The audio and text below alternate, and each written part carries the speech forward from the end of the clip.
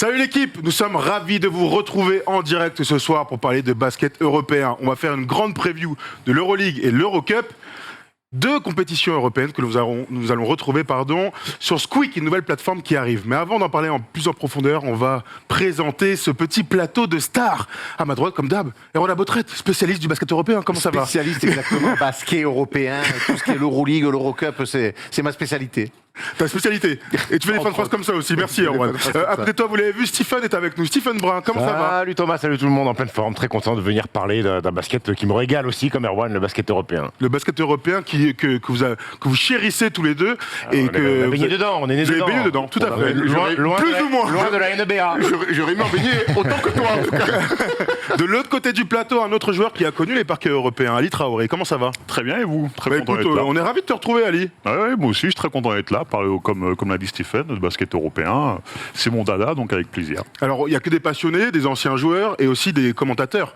Puisque l'année dernière, tu as suivi l'aventure monégasque en Euroleague. Tu nous disais juste avant l'émission que tu avais kiffé cette aventure avec David Cosette. Ah oui, c'était incroyable, hein, franchement, déjà d'être avec David Cosette qui m'a appris le métier un peu, qui m'a mis le pied à l'étrier. C'est une chance inouïe. Et en plus, j'ai eu la chance de suivre une saison incroyable de l'AS Monaco qui a terminé au port du Final Four. Donc pour moi, c'était vraiment... incroyable. Une belle première année, toi aussi tu peux en parler, puisque c'est David qui t'a mis aussi le pied à l'étrier pour faire du commentaire. Ouais, un petit peu. Non, après, les ambiances Euroleague, je crois que c'est la meilleure compétition à suivre, surtout quand tu as des clubs français qui performent. Tu découvres des salles fantastiques, des publics, des ambiances de fou. Ali a vécu un match 5 au Pirée qui devait être exceptionnel, le Final Four et le dernier événement de l'Euroleague qui est fantastique aussi. Puis, il y a, mine de rien, il y a des joueurs qui, pour ceux qui sont fans de NBA et qui nous regardent souvent au quotidien, il y a des mecs qui ont été bons en NBA et qui aujourd'hui sont aujourd'hui en Euroleague dans des grosses équipes. Donc tu découvres plein de joueurs et plein de garçons aussi qui sont en Europe et qui vont peut-être plus tard aller en NBA. Bon, très bien, messieurs, vous m'avez mis l'eau à la bouche. Avant de rentrer dans cette plateforme Squeak, on va se faire une petite bande-annonce pour kiffer un petit peu.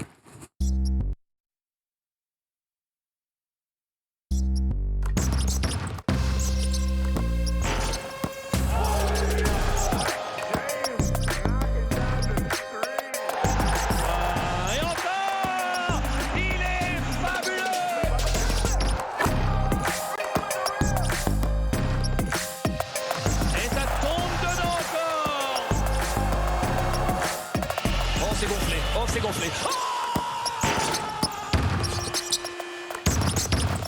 Du spectacle, des émotions, tout ce qu'on aime dans le basket. On va parler de Squeak, donc cette nouvelle plateforme qui arrive sur le marché français pour diffuser l'Euroleague et l'Eurocup. Et pour aller en profondeur, on accueille Cyril Mejan, directeur éditorial de la plateforme. Comment ça va, Cyril ? Très bien, Thomas. Bonsoir à tous. On est ravis de t'avoir. Cyril. Tu vas pouvoir nous raconter un petit peu ce qu'est Squeak et puis où est-ce qu'on va pouvoir retrouver cette plateforme. Déjà, c'est le nom de la plateforme qui est original. On est allé chercher quelque chose de différent. Je pense que Squeak, ça vous parle à tous, vous basketteurs. Le bruit de la chaussure, c'est un bruit qui est important en fait quand on arrive sur le parquet, quand on est en train de jouer. C'est le bruit de cette chaussure et on voulait justement sortir des noms habituels de basket house, le meilleur du basket, ce genre de choses. On voulait vraiment C'est un basket house d'ailleurs. On voulait aller sur quelque chose d'un peu différent, d'original, qui sonne par rapport qui a un bruit qui sonne basket. Et c'est pour ça en plus qu'on appelle ça pure basketball. Donc pour nous c'était vraiment important.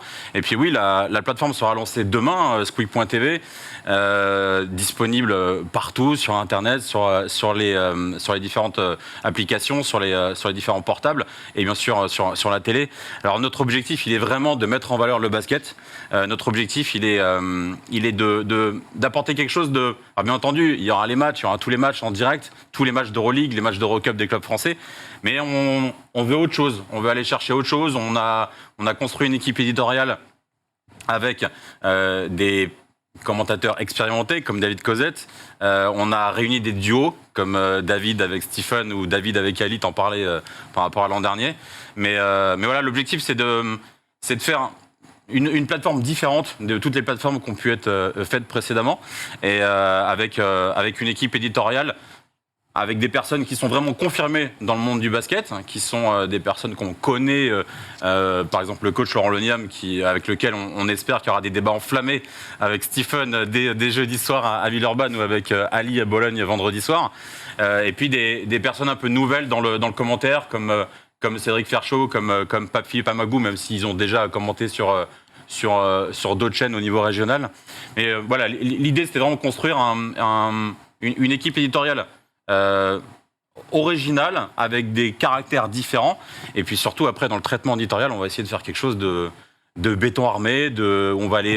On va faire des reportages en inside, on va faire des interviews à la fois, bien sûr, des clubs français, Asvel et Monaco, mais aussi et Paris Basketball et Bourg-en-Bresse pour l'Eurocup. Mais on va aussi également aller voir nos Français qui sont en Euroleague. On va aller chercher les meilleurs joueurs du monde du basket européen. Et d'ailleurs, on commence dès demain avec un tournage avec le coach Scariolo. On est avec lui demain pour une interview assez exclusive qu'on diffusera pour le match de Bologne, sur Bologne-Monaco. Donc voilà, l'idée c'est d'avoir des contenus différents, des contenus additionnels sur la plateforme qui seront aussi assez exclusifs. Et puis bien entendu, là, malgré tout, le plus important, ça reste les matchs et la façon dont on les commente.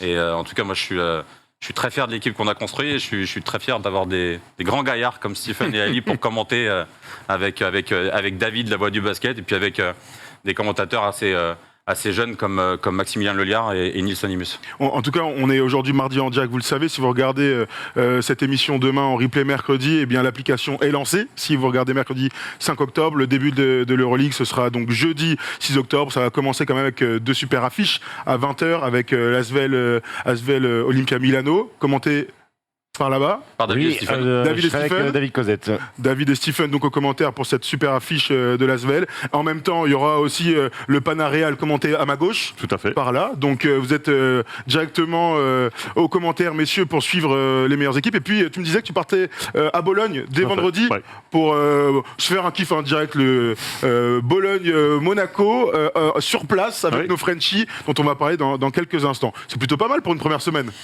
On attaque bien, je pense. En plus, on aura la chance de commencer l'émission avant le match de l'Asvel. 1 heure avant, on a décidé de faire une grosse émission spéciale. On commencera avec Tony Parker en invité, le président de l'Asvel. C'était assez logique de commencer avec lui. Et on fera pareil quand on fera le pré-match de Monaco à domicile avec les dirigeants de Monaco. Mais oui, c'est 2 belles affiches, 2 gros clubs pour affronter nos clubs français. Et puis on aura des surprises dès les premiers matchs en termes de sujets, de reportages, d'invités. On attaque dur tout de suite. Bon, très bien. Vas-y. J'ai l'impression que c'est un petit peu le rêve de tous les basketteurs qui suivent ça à la télé. Ça me fait penser un peu à la Ligue des Champions foot qu'on avait avec des prises d'antenne 1 heure avant, des reportages, tout ce qu'on a tous vécu, mais qu'on attend avec le basket depuis des années. J'ai l'impression que c'est un petit peu sur ce modèle-là que vous vous calquez. Je suis totalement d'accord avec toi. Par le passé, j'ai bossé pour RMC Sport, comme Stephen, avec bien entendu la Ligue des Champions. Et c'est vrai que le modèle de prendre l'antenne longtemps avant, d'avoir nos reportages, nos contenus exclusifs, nos contenus fabriqués par nos équipes, les invités qui viennent en plateau, de vrais débats avant le match, mais aussi à la mi-temps et après le match, parce qu'on fera bien entendu un after après le match. Oui, en tout cas, moi, c'est des choses qui, comme tu le dis, qui font rêver, et on se dit que finalement, ce qu'on peut faire dans le foot, on va réussir à faire dans le basket. Et c'est pour ça qu'on a voulu absolument être présent déjà sur les 2 premières rencontres en étant sur place. Et puis pour les autres matchs, pas tous les autres matchs, mais une certaine partie des matchs qui seront à l'extérieur de l'Asvel et de Monaco, on fera le même dispositif éditorial, sauf qu'on sera en studio à Paris. Mais du même principe, on commencera largement avant pour faire une vraie émission avant, l'émission de la mi-temps et l'émission d'après-match, et toujours des reportages différents, des interviews exclusives toutes les semaines. La promesse est incroyable. Ouais, c'est sympa, bord de terrain avant le match, à Milan, Gigi Latomé, tu touches la barbichette. Alors Gigi, comment ça va se passer ce soir? Tu vas voir Scarolo, tu fais You au master.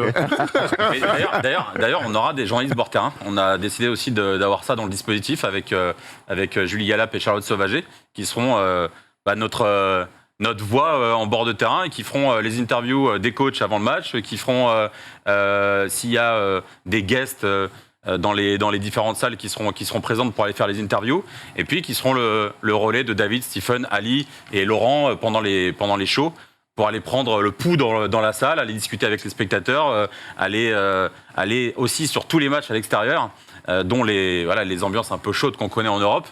elles seront présentes, elles seront là pour aller avoir les moments les plus importants, les moments en live pour nos émissions. La promesse est énorme. Honnêtement, c'est vrai que c'est très excitant de t'entendre parler de tout ça. On a hâte que ça commence. Bon, l'avantage, c'est que ça commence dans 2 jours.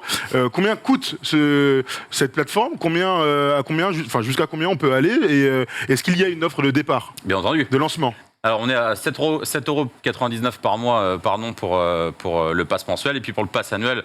Donc c'est un tarif à 69,99 € pour l'année. Mais comme tu le disais, il y a une offre promotionnelle pour commencer qui est à 49,99 € et qui permet d'avoir accès à tous les matchs de l'Euroleague en intégralité, en live. Commenté en français, j'ai oublié de le dire, c'est-à-dire que bien entendu, il y a les matchs de l'Asvel de Monaco, bien entendu, il y a les matchs d'Ali avec le Pana, mais il y a aussi tous les matchs de l'Euroleague qui sont commentés avec des commentateurs à nous en français, et puis les matchs de l'Eurocup, du Paris Basketball, de Bourg-en-Bresse, avec un dispositif aussi qui, je l'espère, en fonction de leur parcours, va monter en puissance sur les playoffs. L'Eurocup, il n'y a que les clubs français? Oui, il n'y a que les clubs français sur l'Eurocup. Ok. Petite question technique, parce que souvent on vient me voir, Steph, est-ce qu'il y aura possibilité de regarder sur plusieurs écrans simultanés sur l'appli? Bien sûr. Combien? Combien? Une bonne question. 7,99 €, ils ont dit. Non, mais tu vois, il y en a On qui peut aiment bien regarder- avec un abonnement pour Pour un regarder abonnement, des vidéos sur tu as droit Non, à... tu pourras pas donner l'abonnement à tout le monde. Voilà. Non, c'est pas pour ça. C'est parce qu'il y a des gens qui. Souvent, il y a plusieurs matchs de Euroleague en même temps à 20h30. Il y a des gens qui veulent pouvoir regarder 2 matchs en même temps. Il n'a pas envie de gruger, il a envie de regarder plusieurs matchs en même temps. Ouais. Il sait qu'il aura Cyril. peut-être un code gratuit en plus, lui. Donc, C'est vrai. C'est bien ou que tu alors par- il le gagne. Ou alors il C'est le vrai. gagne. C'est bien que tu parles de ça, puisque Squeak a décidé de vous faire remporter 4 passes annuelles gratuits aujourd'hui. Par contre, il va falloir montrer un peu les connaissances pour tenter de gagner. Faut pas déconner, quoi. Parce que pour regarder l'Euroleague, faut connaître un peu l'Euroleague. Tout à fait. Voilà. Ou alors, Tout à fait. faut reprendre un peu les bases. Donc, c'est bien de faire gagner les choses avec des questions historiques. Absolument, Sur cette question magnifique historique. compétition. 2 questions aujourd'hui, la première maintenant et la deuxième à la fin de la preview Euroleague. La première question aujourd'hui, vous pouvez jouer donc dans le chat et on fera un tirage au sort parmi les bonnes réponses. Quelle est la dernière équipe française à avoir joué un Final Four Euroleague? Alors, petit indice, c'est une équipe. Aucun indice, s'il vous plaît. Aucun indice, monsieur. On parle à des gens, des experts. T'es fou ou quoi? D'accord, mais ça, c'était pour dire que Ali et moi, on a mis des paniers avec ce maillot-là, en fait. C'est un indice. Très bien, C'est c'est un un énorme indice. indice. C'est un indice. Trop C'est un bas, indice. Ali a joué dans 24 clubs et moi dans 18. Je suis pas sûr que ce soit un Ok, indice je aussi vois- aussi je Je suis vois- ravi d'avoir invité les Xavier Gravier du basket solaire. Ça commence comme ça, je Ça vois. commence ok. comme ça. Bon, en tout cas, on a été très complet sur Squeak. Est-ce que tu voulais rajouter quelque chose, Cyril, avant qu'on passe à la partie basket, terrain, j'ai envie de dire? Non, justement, juste dire que la partie basket terrain, c'est le plus important. Et on a la chance d'avoir des spécialistes, des experts comme Ali et Stephen. Et puis, voilà, on va faire profiter tous les spectateurs de ce spectacle qui est incroyable qu'est l'Euroleague. Très bien. Merci Cyril d'être Merci à vous, venu monsieur. nous Question raconter pour ça. Cyril, est-ce que on pourra faire la même émission, mais pour le Final Four, Avec grand plaisir. mais sur place? On parle argent. C'était une super question, Erwan. Bravo. C'est bien de le faire rentrer. Ah ouais, c'est clair. Alors, la même émission Final Four, il faudra pas demander le coût de l'abonnement, tout ça, ce sera trop tard. Non, mais là, on y va Non, vraiment on pour fera le gagner basket. les passes pour l'année d'après. Non, parce qu'un Final Four, c'est quand même à vivre des choses En plus, exceptionnelles. petite info, peut-être que ça sera à Kaunas. Donc une très belle salle, une belle ambiance, une ville plutôt agréable. Une ville de basket. Ville de basket. Que je rêve de découvrir, ça tombe bien. Ouais. Merci Cyril. Merci à vous. Merci Cyril. Nous, on va enchaîner tout de suite avec la grande preview de l'Euroleague.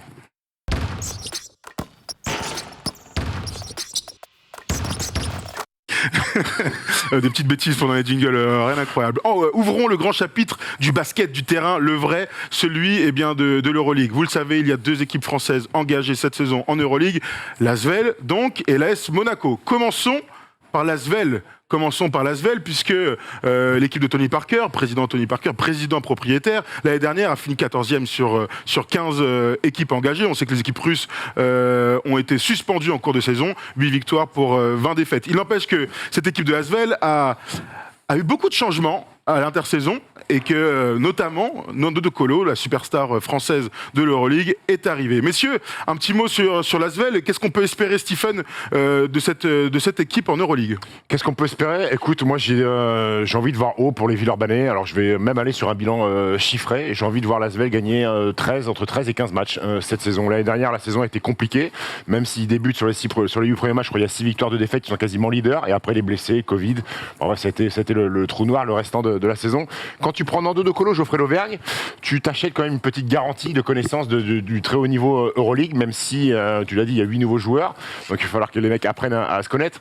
Mais je pars du principe que si tu as Nando et Geoffrey Lauvergne sur l'axe 5 en Euroleague, je pense que tu peux voyager, même si on sait que l'Asvel restera encore un petit poussé dans cette compétition. Maintenant, ça fait 3 ans qu'il joue la compétition.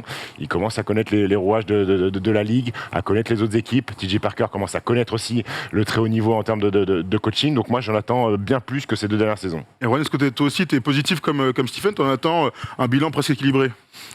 Moi, j'ai toujours envie d'être positif avec les équipes françaises en Euroleague. Maintenant, j'ai 2 lectures avec cette Asvel-là. C'est, t'as raison, la certitude que t'amène l'axe 1-5 avec Nando, qu'on ne présente plus, et Geoffrey Lauvergne. Où là, pour le coup, tu vas pouvoir voyager. C'est tout à fait le genre de joueur avec qui tu voyages. On a vu l'Asvel l'année dernière, certes avec des blessures, mais mal gérer des fins de match, où je pense que ce type de joueurs-là vont t'aider à gagner des matchs que tu dois gagner. Il n'empêche qu'il y a beaucoup de paris aussi sur des jeunes joueurs, américains notamment. Et c'est là où moi, en fait, j'ai cette lecture de l'expérience de ces 2 joueurs-là. Et en même temps, le turnover, parce qu'on sait que c'est très compliqué pour l'Asvel de garder des joueurs. Donc voilà, je suis partagé, mais je vais partir sur du positif en espérant être autour des 13-14 victoires. Ça serait déjà une évolution. Ce qu'on veut surtout, c'est que ça soit mieux que l'année dernière pour l'Asvel. Mieux que l'année dernière, Ali. Oui. C'est l'objectif avoué en fait par le club. Ah oui, clairement, il faut que ce soit mieux que l'année dernière. Après, j'avoue que moi, je suis aussi beaucoup plus aligné sur ce qu'a dit Erwan, dans le sens où l'équipe, forcément, on a tous dit, bon, Nando et Geoffrey, mais après, c'est vrai que ça manque, moi, je pense que ça manque aussi d'expérience Euroleague pour les nouveaux Américains. Et c'est quelque chose qui va jouer beaucoup, parce que pour l'avoir joué un petit peu, il faut un minimum d'expérience pour pouvoir performer à ce niveau-là. Donc moi, voilà, le questionnement sera sur les nouveaux, les jeunes Américains qui seront là. Ali a raison de dire que des garçons comme Matthews ou Jackson Cartwright sont des garçons qui... Polite même. Polite, oui, mais après Polite, on n'attend pas non plus mon émerveil de Polite. Il est bien éduqué, belle éducation. Mais rappelons-nous que l'année dernière, quand Chris Jones et Eli Okobo arrivent, ce sont des garçons qui connaissent pas non plus l'Euroleague, même si On peut Eli... vraiment comparer? Oui. Eli, je sais pas s'il y a des matchs de Coupe d'Europe avant d'arriver à Lasvel et Chris Jones. Il était au Maccabi, il a joué un petit peu l'Euroleague dans un rôle différent. On lui a filé les clés pour être go-to-guy. Donc c'est des garçons qui ont performé dans le club où ils étaient avant. On leur met un tremplin pour voir s'ils peuvent exister sur le très haut niveau.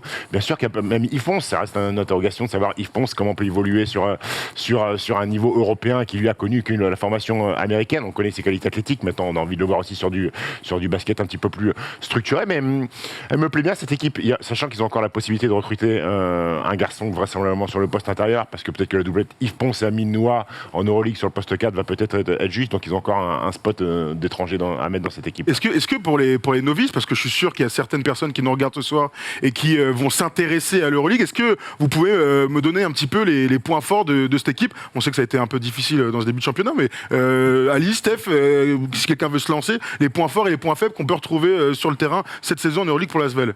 Ouais, les points forts, déjà, moi, je pense qu'il y a une doublée d'intérieur, Youssouf Affal, Geoffrey Lauvergne, qui est quand même très complémentaire. Moi, je vois le début de saison de Youssouf Affal, c'est à des années-lumière de ce qu'il a proposé l'année dernière, qu'il était hors de forme, il a mis du temps avant de se mettre au niveau. Donc, tu as un garçon capable de donner le ballon poste bas, qui est Geoffrey Lauvergne, avec du jeu posté et des moves, et un garçon sur des passes lobées, sur du rebond offensif comme Youssouf Affal.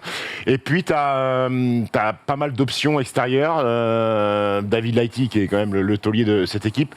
Et puis, il faut voir ce que Nando va faire sur pick and roll. Moi, je la doublette Lauvergne, Nando De Colo sur pick and roll. Donc, il y a du talent sur les postes extérieurs. Donc, mais vraiment, le point fort pour moi, c'est la doublette Fall Lauvergne. T'es d'accord avec ça, Ali? Et toi, l'ancien pivot, enfin toujours pivot, hein, toute ta vie, hein, a priori.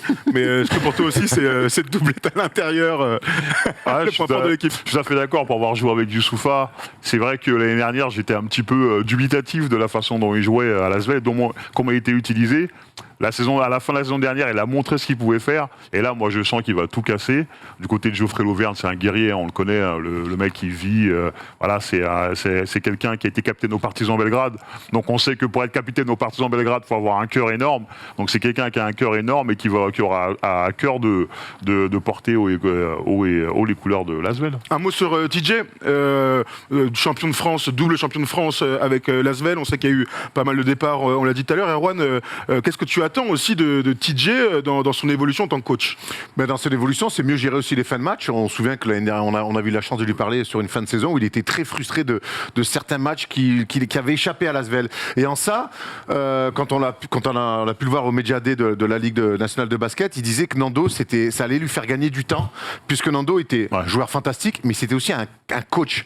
C'est-à-dire qu'il y avait beaucoup d'échanges sur les formes de jeu, sur la justesse sur laquelle il fallait jouer. Et je pense que c'est un jeune coach, TJ, qui apprend à vitesse grand V depuis qu'il a été coach numéro 1 de l'Asvel. Moi, j'ai toujours dit que j'aimais ses attitudes. Il dégageait quelque chose de plutôt rassurant, je trouve, sur les temps morts. J'aime sa façon de s'exprimer. C'est important pour moi. On regarde souvent ça tous les deux quand on regarde les matchs, la gestuelle des coachs. Maintenant, je pense que c'est toujours important pour un coach d'avoir un leader qui fait passer tes idées et ce que tu veux sur un terrain. Eli était un très fort joueur. Je suis pas sûr qu'Eli pouvait faire ça. C'était un joueur plus jeune. Je pense que Nando va l'aider aussi là-dedans et ça va le faire aussi grandir, TJ, là-dessus. Donc je pense que je vois des fins de match où les 2 dernières années, l'Asvel ont laissé passer pas mal de trucs, où cette année, ils vont prendre les matchs. Et chose importante, c'est que l'Asvel a souvent, à chaque fois qu'ils jouent des grosses équipes, parfois ils n'ont pas les coups de sifflet parce qu'ils ne sont pas respectés, tout ça. TJ, maintenant, c'est sa 3e année de coaching, donc il va peut-être connaître un peu mieux les arbitres. La Monica, il va les donner un peu, la Monica. Et surtout, quand tu as Nando De Colo Nando De Colo qui a mis l'Euroleague dans sa poche depuis 10 ans, je pense que les arbitres, il va gratter quelques coups de sifflet, Nando. Donc c'est important aussi d'avoir, tu connais ça, c'est important d'avoir un patron dans une équipe capable de gérer les arbitres et d'avoir 2-3 coups de sifflet importants. Aussi. Et en plus, pardon. Non, je t'en prie, vas-y, on est là. On est là pour discuter, donc t'inquiète. En plus, quand on voit souvent les coachs, ils ont souvent un joueur fétiche, un relais sur le terrain. Et voilà, pour TJ, c'est énorme d'avoir, ça reste encore un jeune coach, on l'a dit, d'avoir un relais comme Nando, qui lui, en plus, il pourra les avoir, les coups de sifflet dans les matchs, importants. Quand il va attaquer le panier, il saura prendre les coups de sifflet. D'ailleurs, il le fait très très bien. Il a son bras gauche là, qu'il utilise à chaque fois.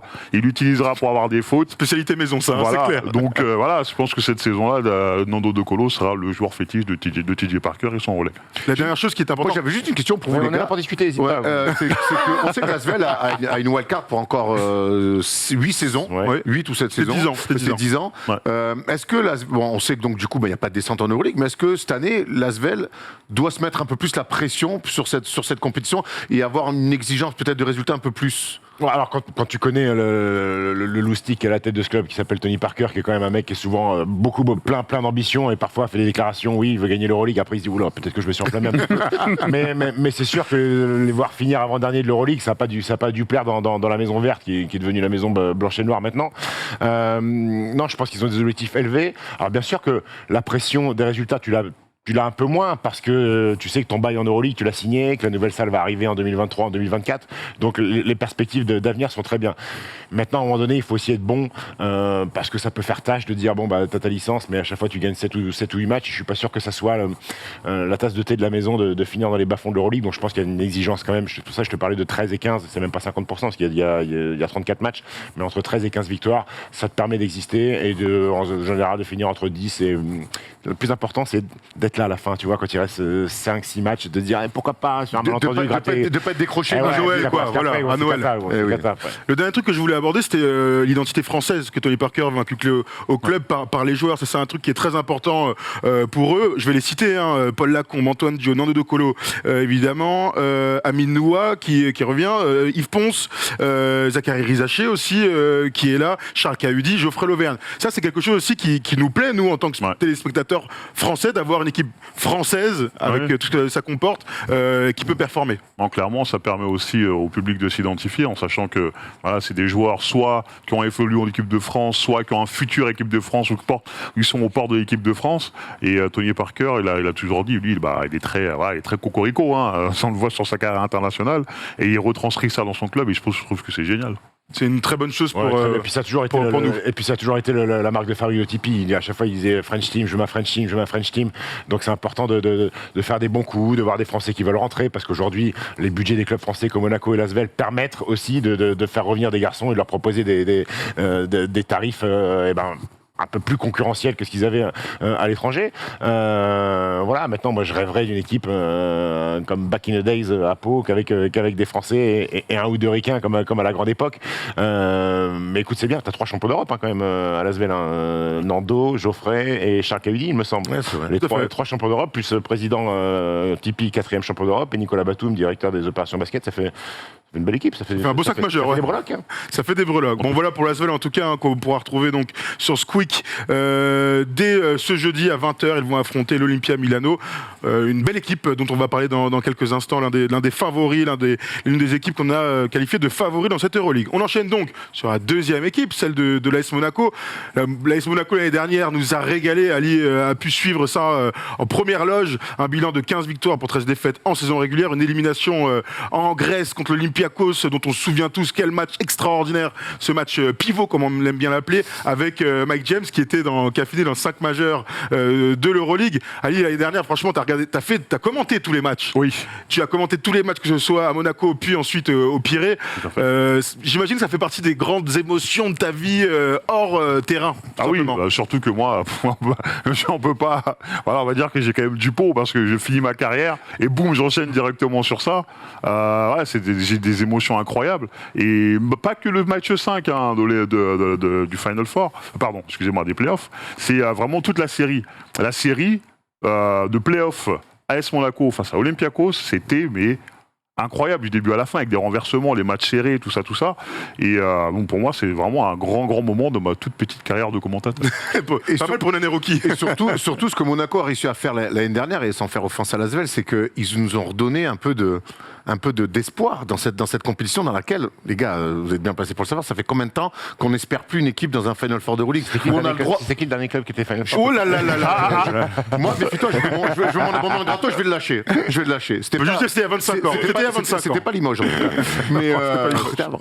Mais c'est avant, on se rend compte, il y a ne serait-ce qu'encore 2 ans, dire, allez, on imagine une équipe en play-off, voire aux portes ou à un match d'un Final Four, mais on se serait tous arraché les cheveux de la tête. Derrière moi, il m'en reste plus. Mais on se le murmurait, c'était inimaginable. Monaco, ce qu'ils ont réussi à faire l'année dernière, d'être à un match, de ramener un club dans un Final Four, ce qui n'est pas arrivé depuis 97. Pour ceux qui veulent des indices, mais tu vois, je crois c'est bien de mettre la lumière aussi là-dessus. Surtout, alors, là, tu parlais des années 90, où il n'y avait pas tant d'écart de budget par rapport au club. Aujourd'hui, c'est très compliqué d'exister dans cette Euroleague parce que tu as des clubs qui ont 40, 50, 35 millions de budget et que Monaco, même si Monaco aujourd'hui augmente et se rapproche des plus gros budgets, je crois qu'ils ont 14 millions de masse salariale et 20 millions de budget, ce qui est énorme, mais c'est encore loin des cadors. L'année dernière,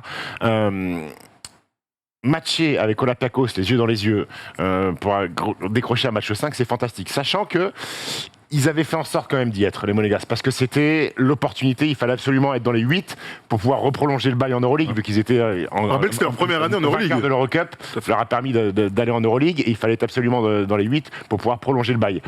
Donc ils avaient mis les moyens, quand tu prends Mike James, quand tu prends Dwayne Bacon, quand tu prends Moti Jounas, c'est que tu assumes tes ambitions d'être dans les 8. Après, il y a eu 2 saisons en une pour cette équipe monégasque. Moi, la première partie de saison, excusez-moi l'expression, elle est dégueulasse. Sous Zvezda Mitrovic, cette équipe elle est cata, elle joue pas bien au basket ensemble, mais c'est la meilleure équipe de Euroleague sur la deuxième partie de saison à partir de décembre à l'arrivée de Sacha Obradovic. Pour moi, avec l'année de l'UFS, Monaco est la meilleure équipe de Euroleague. C'est cool que tu parles de l'année dernière. Parce qu'on va accueillir quelqu'un qui a joué dans cette équipe l'année dernière, qui va jouer cette année en Euroleague avec l'AS Monaco. Nous avons le plaisir d'accueillir ensemble, mes amis, Yacouba Ouattara, qui nous fait le plaisir honnêtement d'être là. Le Yak est là parmi nous. Comment ça va ? Ça va et vous? On a alors vite fait, Polo, le retour est très très faible en plateau pour nous. Ça va être compliqué de l'entendre comme ça. Je te le dis juste comme ça. Le retour est faible, mais le dégradé est soigné. Parce qu'il sait qu'il y a le match qui arrive. Le match arrive. Il est très beau gosse. Prêt pour la première sauce quick. Le gars est chaud.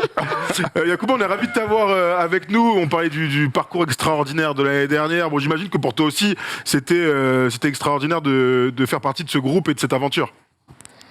Ouais, non, c'est une saison exceptionnelle, hein. Pleine de hauts et de bas. Comme il l'a dit, Stéphane, la première partie de saison, elle était très compliquée. Et de terminer comme on l'a fait, c'était presque inespéré, quoi. Mais écoute, on va se projeter maintenant sur la saison d'après parce qu'il y a beaucoup de choses à dire. Il y a quelques recrues d'envergure qui sont arrivées. Erwan, je te laisse la main pour poser quelques questions, si tu veux, à Yacouba. Ouais, il y a votre effectif qui a quand même pas mal bougé cet été et notamment il y a des joueurs qui sont arrivés, des joueurs français. En quoi c'est important quand on a de l'ambition en Euroleague de pouvoir aussi s'appuyer sur des joueurs majeurs français? Je pense à Eli Kobo et Adrien Moerman. C'est super important parce que déjà l'année dernière, on avait des joueurs français mais qui n'étaient pas très utilisés et c'était un des objectifs du club là, cette année d'avoir une base de joueurs français plus solide. C'est ce qu'ils ont fait justement en recrutant Elie et Adrien notamment, et surtout pour pouvoir jouer aussi sur les deux tableaux parce que c'est une saison Euroleague, on y laisse du gaz et il y a aussi le championnat de France où il faut assurer derrière, donc là ils ont pris deux joueurs de très haut niveau. Et puis deux joueurs qui veulent ramener la culture de la gagne. Adrien qui est quand même double tenant du titre avec Anadolu, et Elie qui est champion de France avec Lasvel. Et Yannick a raison de parler des deux tableaux parce qu'on sait qu'un objectif important, certes, c'est l'Euroleague, mais ensuite il y a le championnat de France, les Monégasques qui échouent très souvent à la dernière marche, et parce qu'il leur manque un petit peu de joueurs français capables d'être dominateurs. L'année dernière, c'est ce qui leur a manqué par rapport à Lasvel. Donc ce renforcement d'Adrien et d'Elie va, j'espère, aider Monaco à prendre ce premier titre de champion de France. Ouais, en sachant que forcément les joueurs français sont beaucoup plus impliqués sur le championnat de France que les joueurs américains qui, voilà, dans leur tête, l'Euroleague, c'est un peu tout.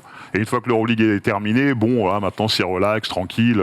Voilà, donc c'est important d'avoir une base française qui va emmener quand même l'équipe et garder toute cette motivation pour être champion de France. Yannick, quart de finaliste l'année dernière, match 5 face à Olympiakos. Est-ce qu'aujourd'hui, les ambitions, c'est de se dire on joue le Final Four?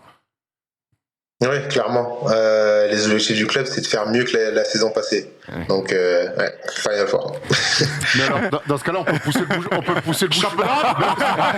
Tu me vois rire. On peut pousser le bouchon un peu plus loin parce qu'on sait que le Final Four, c'est 2 matchs à gagner à partir du moment où on y est.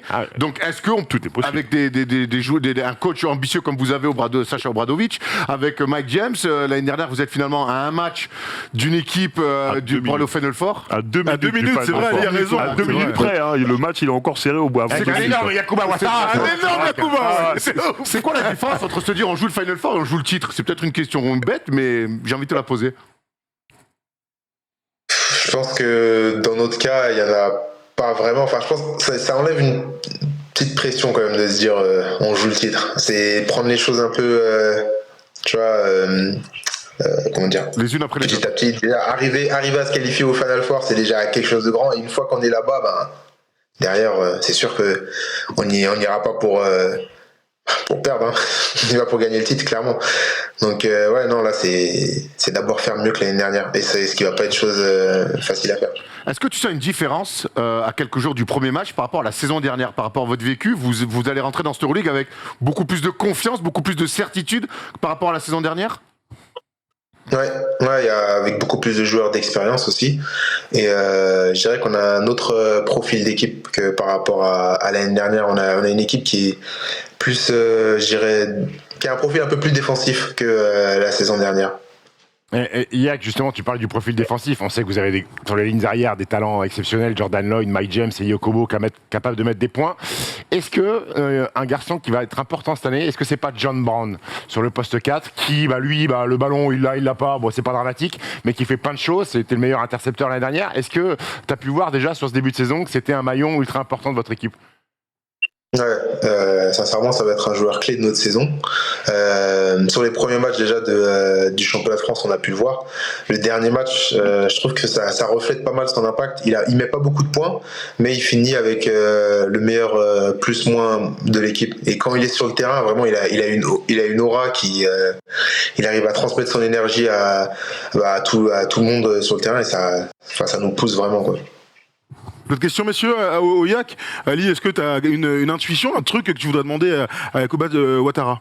Moi, il y a un angle que je trouve aussi super intéressant, c'est il a parlé d'expérience tout à l'heure, c'est aussi le fait que le club a réussi à garder quelques joueurs clés de la saison dernière. On a réussi à garder Yak, forcément très important, c'est le maire maintenant de la ville.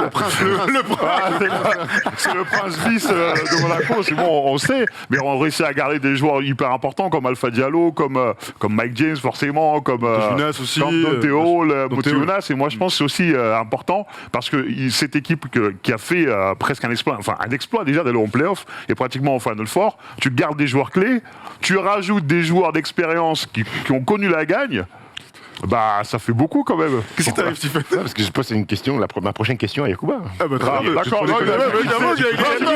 Attends, mais qu'est-ce que tu disais une connerie en fait? Mais on pleure, c'est pas pourquoi? Qu'est-ce qui t'arrive? Ma question était marrante. Ça Ah ouais, d'accord. Vas-y, alors vas-y, c'est ton vas-y. Ça fait flipper.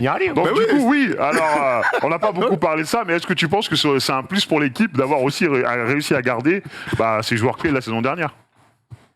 Non, bah oui, c'est un énorme plus et ça facilite énormément les choses. Déjà, sur le début de saison, on le voit. Enfin, la cohésion, elle est déjà là en fait. Les joueurs qui sont arrivés, les nouveaux joueurs, vu qu'il y a déjà ce noyau dur, c'est beaucoup plus facile déjà de transmettre les idées du coach, les systèmes et non, ça facilite énormément les choses. On a l'impression que c'est un vrai gain de temps. Ce que tu es en train de dire, c'est que parfois les équipes en Europe, malheureusement, changent d'une année à l'autre complètement d'identité. Là, on peut imaginer peut-être un peu plus de défense pour aller au bout, mais que l'identité de jeu va rester la même. Ouais. Stephen, tu avais une question? Non, avant d'aller de laisser Yacouba aller se coucher, parce que je sais qu'il a besoin de beaucoup de sommeil. Il y avait un grand débat. On voulait savoir, c'est qui le plus juteux entre Dante Hall et Erwan Abotrey?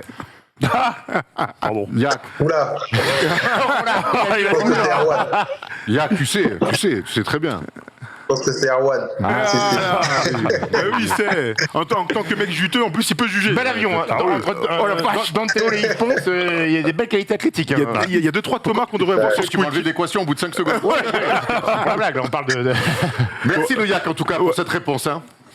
Merci à vous. Merci beaucoup Yak. On te retrouvera du coup vendredi soir pour le premier match d'Euroleague et on suivra ta saison avec beaucoup d'attention comme toujours. En tout cas bravo, tu nous régales avec l'AS Monaco. Merci à toi. Merci, ça fait plaisir. Ciao. Salut. En tout cas, quand je vous entends parler, vous trois, puis aussi Yak comme ça, tout le monde est dithyrambique sur le recrutement, sur la continuité et et tout le monde est archi positif sur ce qu'on va voir cette saison. C'est-à-dire que... Je trouve un petit bémol. Ah bah oui, avec plaisir, toujours. Le petit bémol, c'est que c'est plus le petit poussé qui a plus l'effet de surprise en fait. Ouais. L'année dernière, c'était Monaco, première saison en Euroleague, un peu d'inexpérience, certes, une star, Mike James et Moti Younas à côté, mais on connaissait pas en fait. Don Bacon aussi. Don Bacon. Là, cette année, c'est quart de finaliste de l'Euroleague, pousser l'Olympiakos sur un match 5, ça veut dire que maintenant, Monaco, je peux te dire que les matchs vont être préparés, on va les voir arriver, attention, vrai prétendant au Final Four, et donc à voir, parce que c'est toujours plus facile quand quand c'est la découverte, quand les mecs parfois, te prennent un petit peu de haut, tu vois, le Barça, Monaco, première équipe. Voilà, quand tu joues contre moi. Voilà, un petit peu.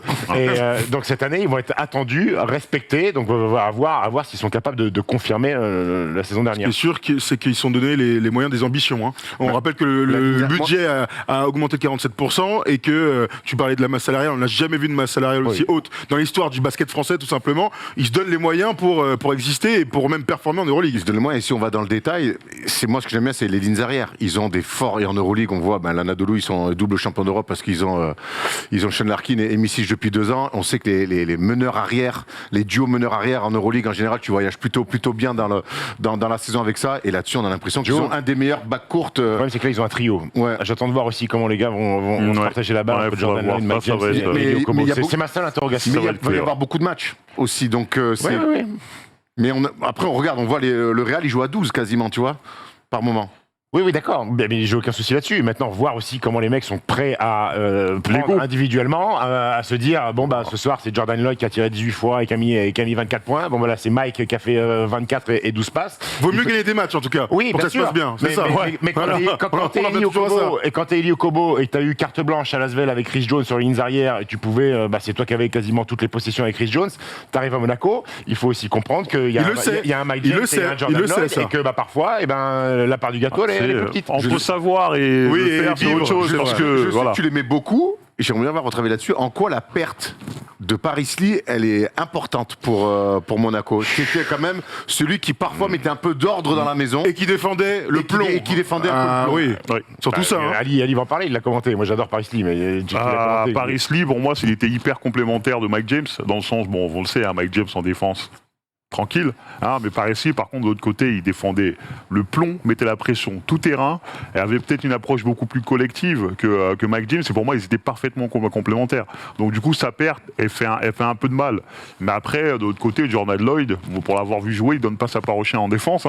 Donc, il est meilleur offensivement, il défend très dur aussi. Donc, après, moi, je pense qu'il a été très bien remplacé par quelqu'un comme Jordan Lloyd. Et puis, mettons pas de côté le petit Mathieu Strazel, qui a quand même 2 saisons d'Euroleague Euroleague avec Lasvel et qui vient à Monaco, qui lui est capable de mettre des pressions tout terrain, de mettre des bombinettes à 9 mètres. Mais pour revenir sur Jordan Lloyd, tu veux une petite anecdote sur Jordan Lloyd? Mais régale-moi. Régale-moi, il m'a tué. Tu te rappelles de ce tir de Joel Embiid, le tir de Kawhi Leonard contre Joel Embiid sur le match 7, le buzzer beater, là. Mais Jordan Lloyd, il est en civil. Cette photo légendaire.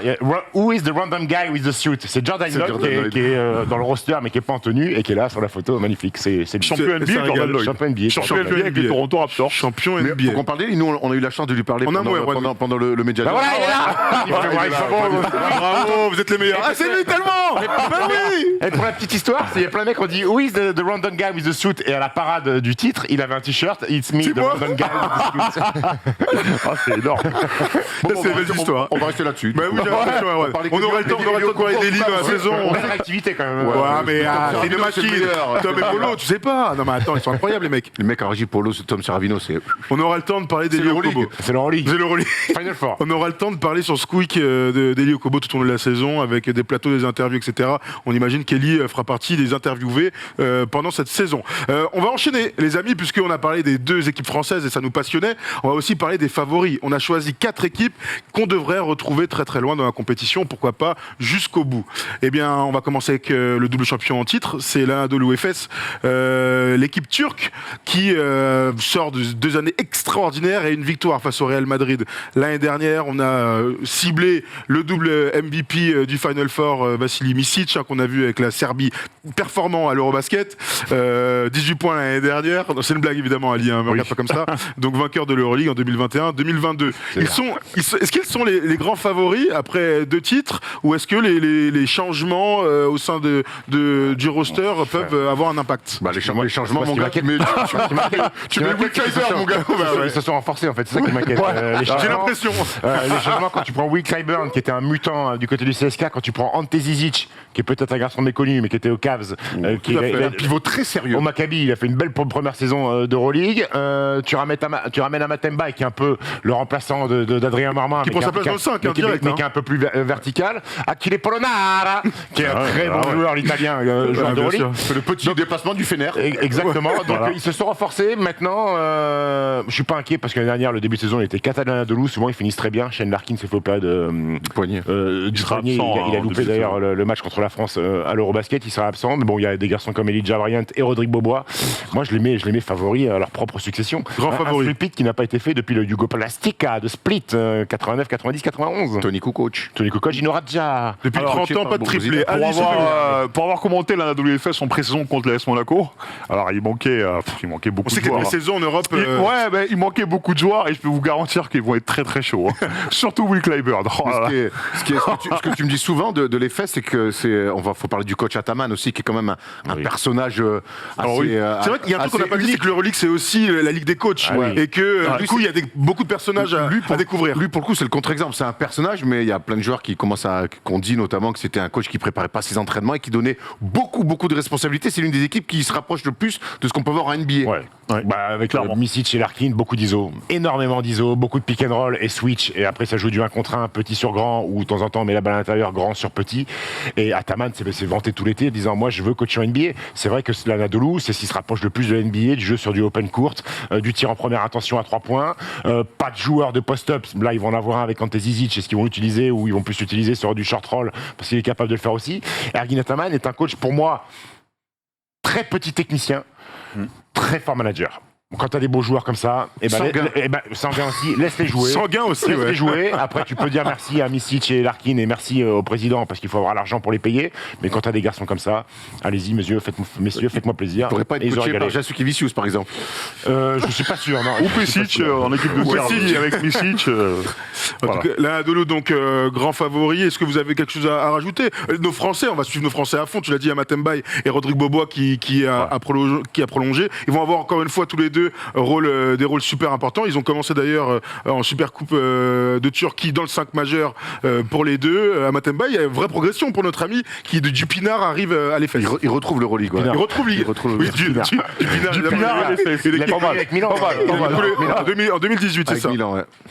Mais ouais, Rodrigue qui va continuer à faire des cartons il va faire une en saison sortie de fou. banc. Il est Ils ont en encore forme. Tibor Place qui est là, ils ont Brian Dunston qui est là, ils ont ton gars Elijah Bryant qui est là et qui est, rappelez-vous, Final Four, qui est déterminant à un moment donné sur un passage. Donc pour moi, ils ont étoffé le roster. Ils ont ce petit Bogram Tounser. Tu te rappelles celui qui a filé Bien sûr, il a bien fait mal à l'Euro. Lui, il nous a fait mal. Donc écoute, favori à leur propre succession, ça serait fantastique. Enfin, un triplé, gros.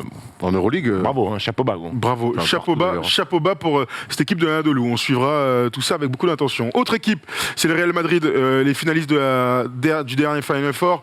Donc voilà, défaite contre les Fesses. Gershon a été extraordinaire l'année dernière. Ce qui est bien que le Real, c'est que c'est l'équipe qui a le plus gagné l'Euroleague, mais surtout une équipe qui a beaucoup de Français et donc pour laquelle on a toujours beaucoup d'intérêt, Ali. Ah oui, 4 Français, une belle, j'allais dire une belle colonie française, mais non, on va éviter.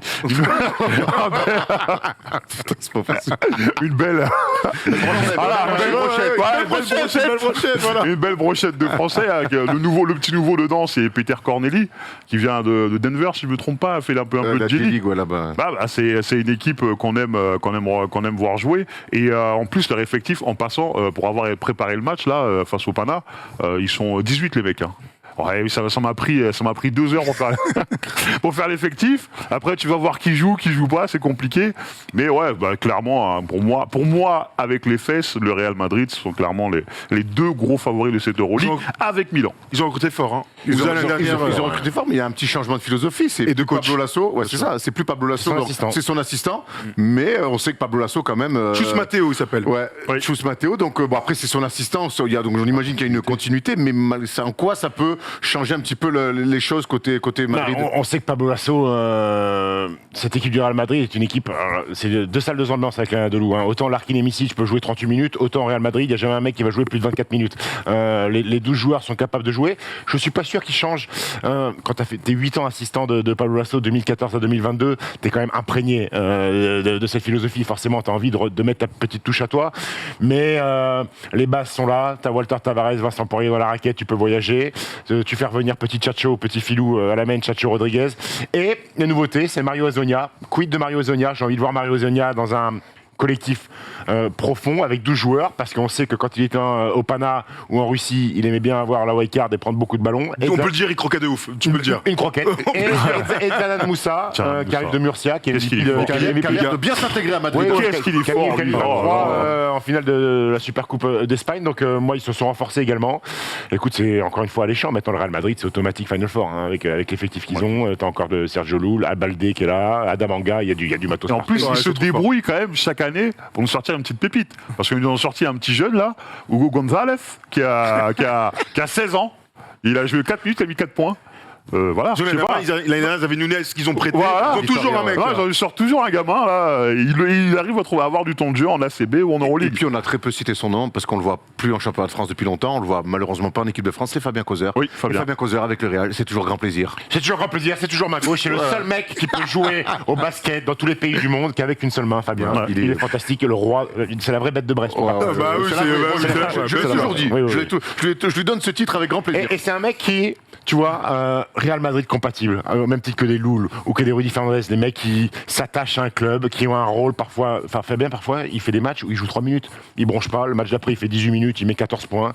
Il est imprégné, il connaît le système, il connaît son rôle et il est performant à chaque fois qu'il est sur le terrain. La saison dernière, entre blessures, parfois on l'a pas vu, puis il sort en Final Four de très très haut niveau. De Final Four et des finales de très très haut niveau où il est quasi pas loin d'être MVP des finales l'année dernière. Donc, on se souvient que l'année où Luka est élu, c'est lui le MVP de la finale, pas du Final Four. Ouais. Mais Fabien, il joue des fois, t'as raison, 3 minutes. Par contre, sur les fins de saison, les matchs importants, il joue jamais 3 minutes. Ouais. Et toujours petit lèvre à gauche. Voilà. What about the scouting report? À un moment donné, les coachs vont en parler. Une petite particularité du Real Madrid, que je ne sais pas si Stephen, tu avais remarqué, mais dans l'effectif actif, c'est-à-dire dans les mecs qui jouent vraiment, pas des mecs qui sont dans le roster officiel mais qui jouent pas, il n'y a pas un Américain. Il n'y a pas un Américain? Non. Nigel Williams-Goss. Mais il n'est pas dedans. Il est sous contrat, mais il n'est pas dans l'effectif. Tout ce qu'il a fait l'année dernière. Ah non, il n'est pas dedans. Okay. Il n'est pas dedans. Pareil, t'as encore Anthony Randolph dans l'effectif, mais il n'y est pas. Donc moi je dis. Dans l'effectif. Il est surtout une jambiste après. Il s'est fait horrible. Il s'est mis la rotule derrière l'oreille. Je crois qu'il s'est fait tendon d'Achille. Il est encore avec. Vous savez, dans l'effectif actif du Real Madrid, il n'y a pas d'Américains qui jouent. En tout cas, sur la finale de la Coupe du Roi, il n'y a pas de ricain sur la pelouse. Bon, en tout cas, ça, c'est un truc qu'on va pouvoir suivre. Voilà. C'est un truc qu'on va pouvoir suivre dès jeudi soir. Tout à fait. Tu vas te régaler, toi. Ah oui, un petit Pana Real. Il y a Paris en plus au Pana. Ouais. Bon, après, Pana. moyen. Mais Real, ça va être toujours sympa de les voir. Il n'y a pas Yanis. Pas Yanis. Ah, les amis, on Il est enchaîne bien, avec Papa une Yanis. troisième équipe, parce que je vois l'heure qui tourne, c'est pas que je me régale, en fait si je me régale, donc c'est pour ça qu'on va enchaîner. Avec le Barça, on va rester sur le Classico, les gars, Barcelone, ils ont fini 3e l'année dernière parce qu'ils ont gagné le match de la 3e place, ils se sont fait sortir face à la Anadolu en demi-finale. Buzzer beater, Buzzer beater de Misic, tu étais dans la salle et tu avais les frissons. Bon, nous aussi, on n'était pas dans la salle, mais on avait des frissons. 2 fois vainqueur de l'Euroleague pour le Barça. Nicolas Mirotic, toujours cité parmi les meilleurs joueurs hors NBA sur la planète. Eux aussi, ils ont décidé de recruter du très très très très lourd. Je pense à Thomas Satoransky, on passe à Yann Vezeli, à des mecs hyper Ils ont pris référencés. 2 tchèques. Ah ouais, Ça part. Deux méga Qui joueurs. Qui se connaissent bien. ont été énormes à l'Euro. Moi, c'est une équipe que j'attends énormément parce que l'année dernière, ils ont fait un début de saison extraordinaire. Ils ont marché sur Kalinic aussi, Kalinic arrive. Sur la Liga Andesa, ils ont marché sur l'Euroleague. McToby. McToby aussi. Sur la deuxième partie de Sacrée saison, équipe, hein. sur la deuxième partie de saison, ils ont tout perdu. Et il y a un mec que je vais attendre qui est un petit peu pointé du doigt, notamment par Calates dans une interview.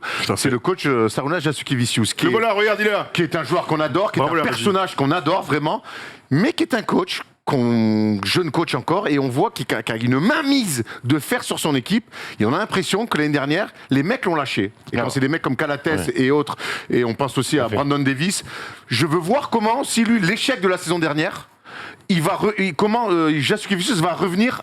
Est-ce qu'il va lâcher un peu de l'Est et être un peu plus libre avec ses joueurs, ou est-ce qu'il va continuer à cette méthode-là qui pour l'instant ne paye pas? Juste pour rectifier, le Barça il perd contre le Real en demi. C'est Olympiakos. Oui, qui t'as perd raison, le match, absolument. Voilà. C'était un classique en C'est pour- demi-finale. Non, c'est pour corriger la mistake. T'as raison. Jasukevicius, on en parlait. Est-ce qu'on peut imaginer ces coachs en 2022 avoir, comme disait Erwan, la main mise sur Contrôler tous les chaque systèmes. possession, sur- ouais. t'annonces ça, tu mets la balle là, tu fais ci, tu fais ça. Est-ce que toi, tu y crois à un Barça qui va au bout avec cette méthode? Bah, moi, personnellement, c'est des 4 qu'on va citer, c'est l'équipe sur laquelle j'ai le plus de points d'interrogation, par rapport justement à ça, parce que j'ai vraiment l'impression qu'il y a une vraie rupture entre le basket que veut faire jouer Sarunas et Jasukevicius. J'ai réussi du premier coup.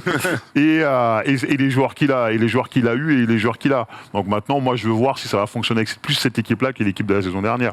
Connaissant Nick Calates personnellement, c'est la première fois que je l'entends parler comme ça de son coach en public. Il a démonté, on peut le dire. Ça veut C'était pas vraiment anodin. dire Voilà, que ça ne genre, passait c'est pas pas le genre de la du maison, tout. ouais. C'est clair. Parce que s'il y a quelqu'un humainement qui dit pas un mot, qui est carré machin, c'est Nick Calates. Donc moi je pense que s'il dit ça, c'est qu'il y a toute l'équipe qui pensait aussi. Jasukevicius qui a Ouais, tendance je à s'embrouiller avec les meneurs de jeu Ouais, de son équipe. Après, la vraie problème, enfin, c'est pas le débat, mais je pense que Nick Calates, un meneur qui a pas de tir, je crois que ça devait être dur à avaler pour Sarunas. Ouais, mais peut-être, mais il n'empêche. ça s'est mal passé avec Thomas Hurtel, Voilà. ça s'est mal passé avec Nick Calates. Il y a Dante Exum qui est parti alors qu'il avait fait des bonnes choses.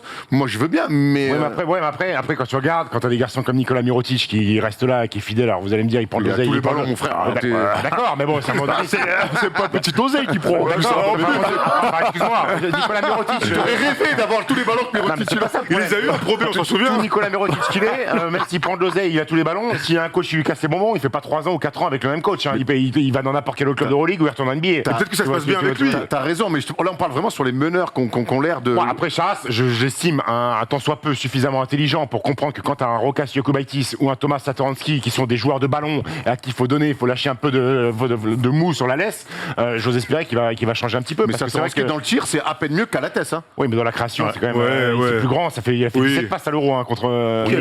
Calates, quand même, l'un des plus. Il est dans le top 3, je crois, Ouais, des meilleurs je pense passeurs qu'il de est- l'Euroleague. Oui, il est un peu il est fatigué. oui, Il est pas bah, il est un peu- Alors, il est un peu Satoransky, a plus vieux. priori. Il est encore dans Après, son ils ont prime. du matos. Un Kalinic qui est un vrai soldat sur le poste 3. Ils ont encore Corey Higgins qui est là. Kyle Kuric, la Provitola. Ils ont une équipe en béton. ouais, Ils bah, sont je dans les pensais qu'ils favoris, sont hein. là, ouais. Ils sont dans les Ouais. favoris. Moi, Bien, je veux juste voir si le Barça va un peu changer son style de jeu et la philosophie de Jasukevicius. Bon, Voilà. très bien pour ces 3 premières équipes. On en fait une 4e parce qu'on se régale tous ensemble. On va parler de Milan et encore, on parlait des grands coachs. Bon, bah voilà, Ettore Messina fait partie des très très grands coachs du basket. L'année dernière, bilan de 19 victoires pour 9 défaites. Super bilan, élimination en quart de finale pour l'Olympia Milano. Alors que l'année d'avant, ils étaient au Final Four. Niccolò Melli est le joueur à suivre, lui aussi qui a été fantastique à l'Eurobasket. 3 fois vainqueur de l'Euroleague pour cette équipe de Milan. Ça remonte, hein. Ouais, ça commence à remonter, mais le basket. C'était avec Mac D'Antoni, non? Avec Mike Anthony, ouais, c'est Ouais, ça, et 89, Bob 90, c'est ça, McAdoo, ouais, ouais. 88. Tout à fait.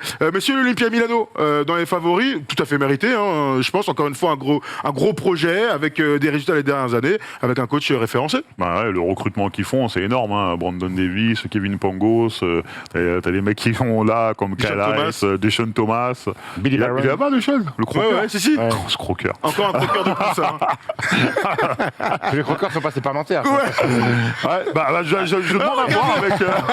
Je demande à voir avec Ettore Messina, tu vois. Dessiné, Pascal? Mais pour revenir sur Milan, alors l'année dernière, ils ont l'avantage du terrain, ils finissent 3e, sauf qu'arrivent les playoffs, déjà tu joues la Nadolou qui est 6e, bon c'est Ouais, pas pas cadeau. cadeau. Même si et surtout blessés, Covid, équipe pas au point, donc ils se font charcuter 3-1, ils n'existent pas, l'année d'avant ils sont au Final Four, donc moi je les attends au Final Four encore, ils ont du matos de ouf, Kevin Pangos revient après avoir fait, je sais pas, il a visité les États-Unis à Cleveland et Andy League, il revient, ils ont Mitroulong, Il a fait une année Erasmus sur Kevin Pangos. Naz Mitroulong qui était avec Utah à un moment donné, qui était le meneur du jazz, ça te dit rien, Naz Mitroulong, Non. meneur de jeu, et ils ont du monde, enfin c'est fort, ils ont Voigtman, ils ont récupéré Voigtman l'allemand, ils ont du matos, Brandon Davis qui est pour moi un des meilleurs postes 5 de l'Euroleague, coaché par Ettore Messina. J'ai préparé moi aussi mon match, j'avais plus de place, ils ont trop de joueurs, ils ont des joueurs italiens qui sont internationaux, mais qui jouent pas une minute, Biliga, Stefano Tonut, Baldassi, Tout ce qui vient de signer. Mais par contre, Méli Il vient va d'arriver. jouer. Mais Méli va jouer. Pour moi, Méli, ça va être pour moi, c'est un potentiel qui finisse dans le meilleur 5 de l'Euroleague cette année. Il est l'année dernière, il s'est bien remis en place après un passage NBA avec Ettore Messina. Il était énorme en finale face à Bologne. Moi, à l'Euro, il m'a impressionné face à la Serbie notamment, même face aux Français. Cette année, Nicolo Méli, je veux vraiment. Je pense qu'il va faire une saison monstrueuse. Après, il va retrouver son poste de prédilection, poste 4. Ouais, poste 4 en plus. Ça, et on n'a pas cité Shevan Shields qui est MVP l'année dernière des On aime finales beaucoup. en Turquie, qui est blessé, il sera blessé en ce moment. absent contre Tout à fait. l'Asvel. Un peu trop souvent blessé. En tout cas, Davide Alviti, regarde Tommaso Baldasso, je continue à vous citer tous les Ah Italiens. non, mais ces mecs-là, gros, ils sont là pour le championnat, hein, pas pour l'Euroleague.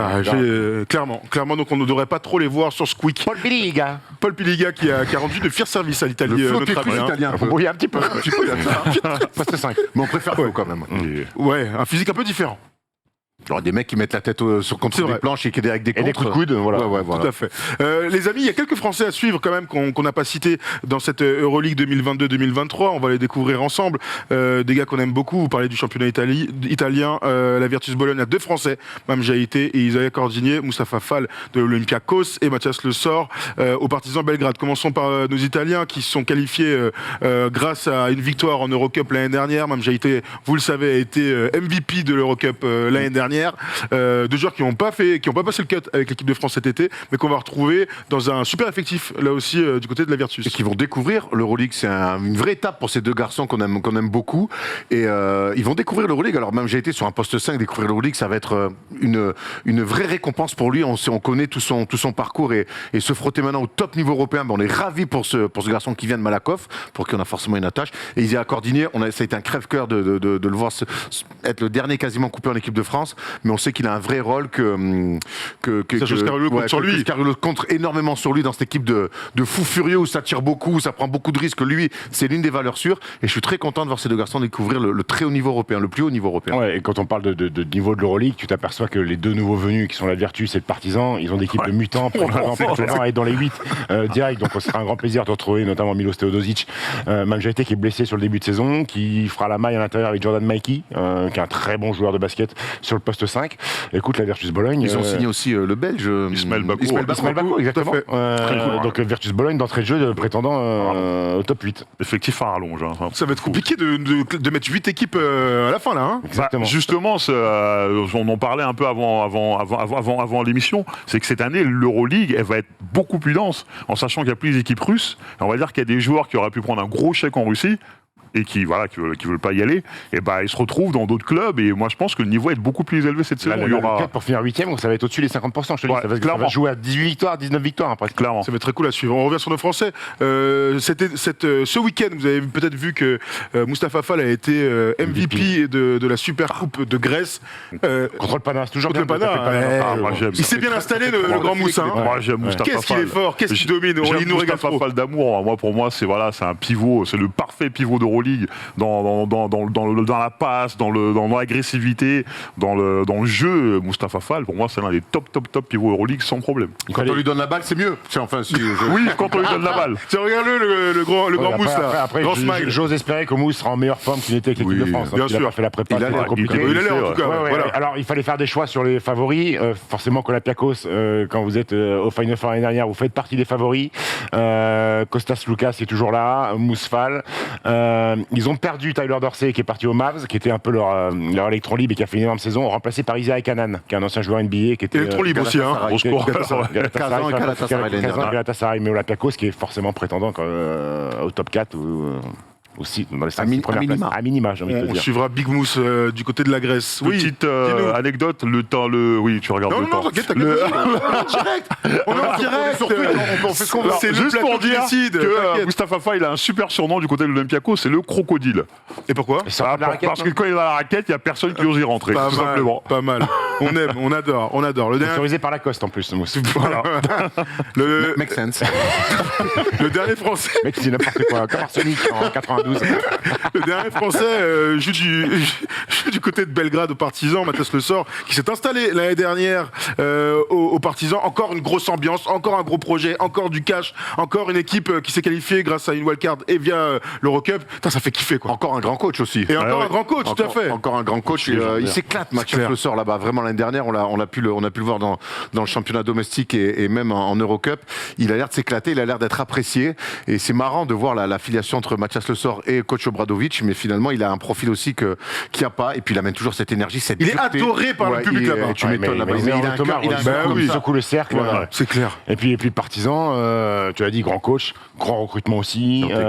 Dante Exum est arrivé. Ils ont James Nunali, je crois, qui est arrivé. Ils ont toujours Kevin Putner, il est parti à... Non, il est toujours là. Non, il est toujours là. Il est toujours là, donc c'est une énorme équipe.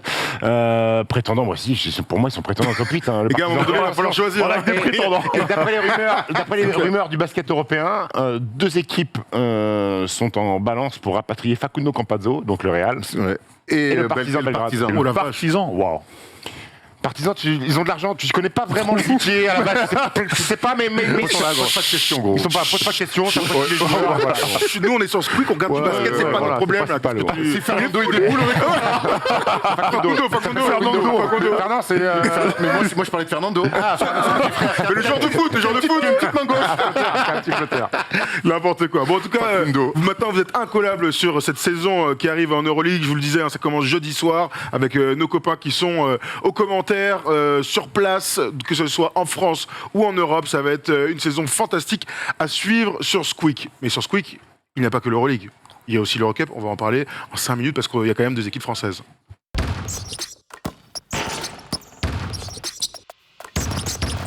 L'Eurocup va poursuivre sur le même format que l'année dernière. C'est la première information qu'on avait envie de vous donner, c'est-à-dire qu'il y a 20 équipes, 2 groupes de 10 équipes, une saison régulière à rallonge, et ça va se finir comme à la March Madness en NCAA, sur 8e sur un match, quart de finale sur un match, demi sur un match, et donc une finale sur un match, qui donne des matchs extraordinaires, des surprises, etc. C'est pas toujours au goût des joueurs, mais en attendant, pour le spectateur, c'est quelque chose de fantastique à suivre. Ouais, alors je sais pas ce qu'ils ont retenu comme bonne leçon de cette formule l'année dernière, puisque le Partizan a sauté direct, puisque le Badalone a sauté direct. Gran Canaria s'est fait sortir aussi. Moi, je trouve ça très compliqué pour les équipes de s'envoyer 18 matchs de saison régulière et parfois d'avoir fini première et d'avoir un jour sans et de sauter et saison européenne terminée. Écoute, T'es engagé dans cette compétition, tu le sais au début, donc bon. Oui, mais bon, c'est dur. Hein. Tu finis la saison, t'as perdu 2 matchs, t'es premier, t'as l'avantage du terrain, t'as un soir où t'as un mec à la grille qui joue pas, là, tu mets pas dedans, tu joues contre une équipe qui est 8ème. Mais c'est ce qu'on aime, arrête. À la fin du match, merci, bonne fin de saison. Bon, je trouve ça un peu dur quand même quand t'as commencé au mois d'octobre. Ça donne des belles histoires comme Bursaspor l'année dernière. Pour régaler. Avec une Bon, on se ressent sur les équipes françaises. Je vous le disais, il y en a 2 qu'on va pouvoir suivre sur Squeak. Il y a d'abord Bourg-en-Bresse l'année dernière et l'équipe de Bourg qui était déjà parmi les équipes d'Eurocup, 6-12, pas qualifié malheureusement pour la suite. Le joueur à suivre qu'on a mis, c'est Jordan Floyd qui a eu la bonne idée de marquer 41 points la semaine dernière. Donc voilà, on en parle vite fait. Est-ce que Bourg a une chance de se qualifier pour cette fameuse phase de qualification à élimination directe? Non, moi je pense que oui, parce qu'ils ont plus d'un effectif plutôt qualitatif. Ils ont changé d'entraîneur. Maintenant, ce n'est plus Laurent Le Niable qui nous a rejoint à son grand Tout à fait, âme. absolument. Voilà, Il sera plus coach, mais il sera consultant. Voilà, c'est ça qu'on aime. alors, Laurent. il tient à dire qu'il est toujours coach. Hein, donc, Oui, il a si raison, jamais, il a bien si raison, jamais il y a un club Il a qui est raconté les matchs à intéressé, Bourg-en-Bresse je ne pense pas, non. Maintenant, c'est Freddy Fautoux qui est là. Et moi, je pense qu'ils vont repartir sur un nouveau cycle. Je pense qu'il va y avoir un truc un petit peu sympa cette saison. Sympa. Non, mais Bourg, ce qui est bien, c'est qu'ils ont emmagasiné l'expérience. Ils ont gardé les mêmes joueurs français, Alexandre Chassang, Hugo Benitez, Axel Julien sont toujours là. L'expérience de la saison dernière, l'expérience de Freddy, qui a quand même connu 2 ans d'Euroleague avec Lasvel sur le banc, qui a faim de coacher. Donc, et tu sais, quand tu as une poule de 10 et que tu as les 8 qualifiés, tu as quand même une grande chance de qualifier quand même, de finir, même si tu finis 8e ou 7e, tu es sur les phases finales. Et comme tu sais, c'est tellement piégeux, une fois que tu es dans la phase finale, tu n'es pas à l'abri de te retrouver en finale et d'être champion d'Europe. Hein, Si t'es dans une bonne semaine, clairement. Non mais Bourg ne doit pas avoir d'autre objectif que de sortir des poules. Poules de 10, il y en a 8 qui sortent. Merde, quoi. Ouais, voilà. Faut qu'ils ont les fermes. Hein, J'avais ouais. trouvé 2 pigeons à mettre derrière toi.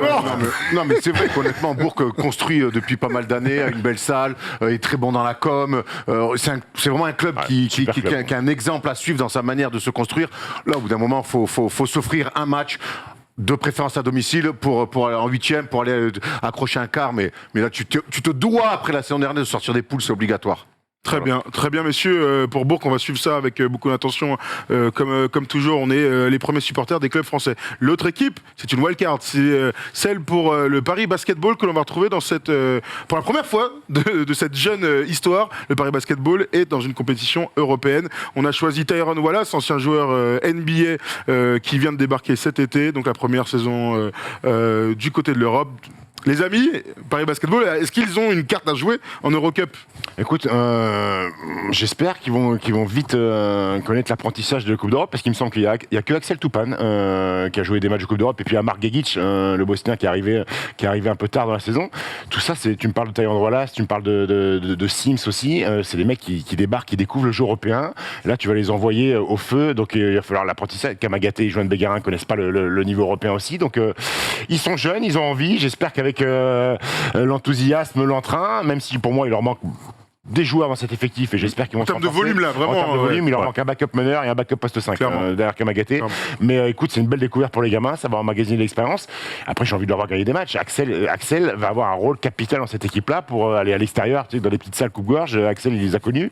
Et il va falloir un soutien, un mec, un patron. On parlait de Colo Lasvel. Axel doit être ce mec-là. T'en dis quoi, toi, Ali, de tout ça, une saison compliquée là, qui a commencé sur le championnat. Il y a l'Eurocup qui va commencer. Il va falloir tenir bon. Hein. Il va falloir tenir bon. Il va falloir Béret de Pamoli. Je pense que notre ami Stephen a tout à fait raison. T'as perdu un pari pour dire ça ou... Non, pas du tout. Je me suis retourné en Martinique pendant une petite seconde, là, excusez-moi. Non, je suis tout à fait d'accord avec Stephen dans le sens qu'il faut recruter. Je pense que l'effectif est court. L'effectif n'a pas beaucoup d'expérience et s'ils veulent jouer un coup, il faut clairement ramener un peu de viande. J'espère que le coach pourra coacher en Eurocup. Voilà, absolument. Moi, j'étais ravi de voir le Paris Basketball. T'es dubitatif, toi. Je suis dubitatif parce que je regarde le début de saison comme vous. C'est une équipe qui a toujours pas gagné un match de championnat. Leur prochain match de championnat, c'est à Roland-Garros, c'est cool, mais c'est contre Monaco. Ah, je crois que c'est contre Nadal, c'était compliqué. C'était compliqué. Je sais pas c'est quoi le pire, le Nadal ou l'AS Monaco. Derrière, t'as raison, il y a cette histoire de coach. L'effectif est un peu court.